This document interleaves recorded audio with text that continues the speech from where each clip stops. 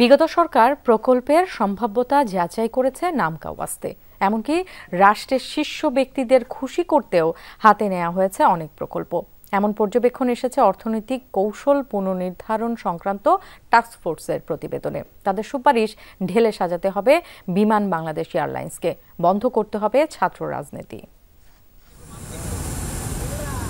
গত দেড় দশকে উন্নয়ন বলতে মূলত অবকাঠামো দেখেছে বাংলাদেশ। এতে যোগাযোগ সহজ হয়েছে, কিন্তু এসব প্রকল্পের ব্যয় ও যৌক্তিকতা নিয়ে প্রশ্ন উঠেছে হরহামেশা। ঋণ না পেলে নিজস্ব অর্থায়ন বা পিপিপির আদলেও তৈরি হয়েছে মেগা স্ট্রাকচার। ক্ষমতার পালাবদলের পর এখন এসব প্রকল্পের চুলচেরা বিশ্লেষণ করছে অন্তর্বর্তী সরকার।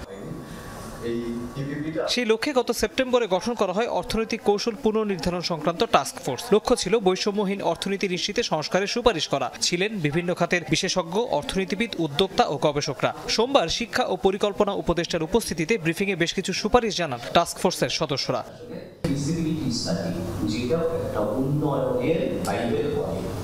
যেটা নর্চল হবে কিন্তু তারও একটা টলারেন্স থাকে।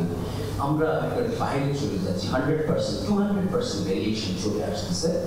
তাহলে এই প্রজেক্টটা আদৌ ফিজিবল কিনা এটা যদি রিক্যালকুলেট করা হয় প্রথম হিসাবটাকে, তাহলে দেখা যাবে আসলে প্রজেক্টটা শেষ পর্যন্ত ফিজিবল হচ্ছে না। স্বায়ত্তশাসন দেওয়া হয়েছে, কিন্তু রাজনৈতিক প্রভাবের কারণে এমনকি যে যারা ওই আসনে বসেছিলেন তাদের নিজস্ব দুর্বলতার কারণেও কিন্তু বাংলাদেশ ব্যাংকের নিয়ন্ত্রণকারী সংস্থা হিসাবে এটার দুর্বলতা প্রমাণিত হয়েছে।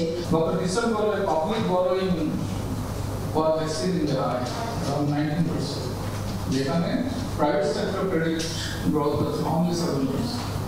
তার মানে এটা যদি ইন্টারেস্ট রেটের জন্য না হয়ে থাকে তাহলে it was something crowding out difficult.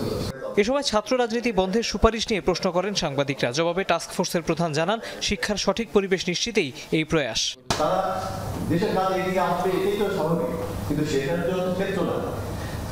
ক্ষেত্র যদি একমাত্র হয় কালবাগে এবং মহাখালীর বলে, তাহলে এইটা তো কোনো স্টুডেন্ট পলিটিক্স যদি এইটা আমরা চাই তাহলে থাকবে, কিন্তু এটা নিয়ে তো রিথিং করে একটা আমাদের একটা ক্ষেত্র তৈরি করতে হবে।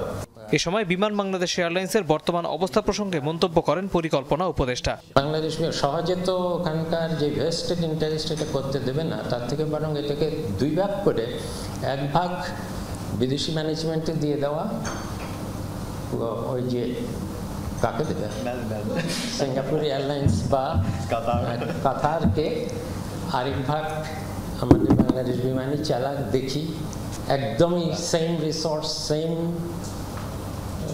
সবকিছুই একই অ্যাসেট দিয়ে কোনটা কি করে দেখা যায়।